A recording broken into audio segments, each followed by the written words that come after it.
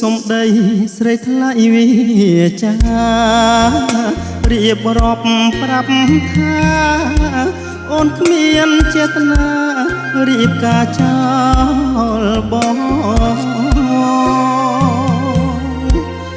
ព្រោះតាចាស់ងាទុំបងខំនួនល្អអូនឃ្លាតពីបងដាច់ចិត្តរៀបការរូបបងបានដឹងមិនខឹងអូនឡើយកុំព្រួយអូនណាយការចោះត្រានត្រៃដើម្បីគ្រួសារបំភ្លេចអាដិតរឿងគូសង្សារទោះក្បត់ស្នេហាក៏បងអង្ភេបងស៊ូកាត់ចិត្តឲ្យអូនរៀបការប្រត់ប្រាស់ជីវ៉ាខ្លោចផ្សាឡៃអំណាចទឹកប្រាំងទាំងយកស្រីថ្លៃកាត់ផ្ដាច់និស័យបងនឹងមៀងមេអាដិតសង្សាររៀមរាជូនពរ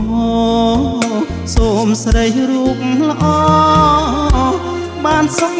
បវរស្មងសនឹងគេ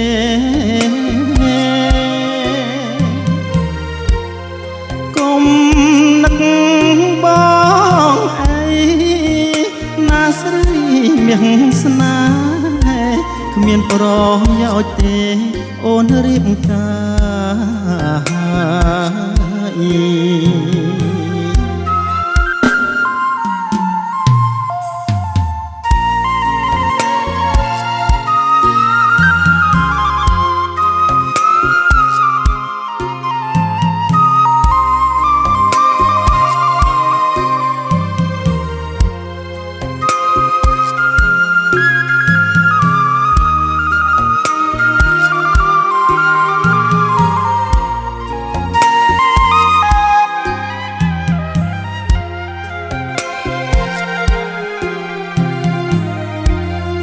បងស៊ូកាត់ចិត្តឲ្យអូនរៀបការប្រត់ប្រាស់ជីវ៉ាខ្លោចផ្សាឡៃអំណាចទឹកប្រាំងទាំងយកស្រីថ្លៃកាត់ផ្ដាច់និស័យបងនឹងមៀងមេ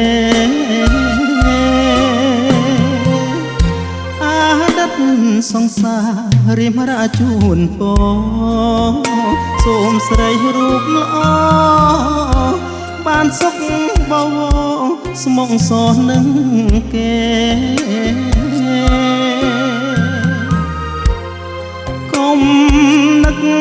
បងអីណាស្រីមៀងស្នេហ៍គ្មានប្រយោជន៍ទេអូនរៀប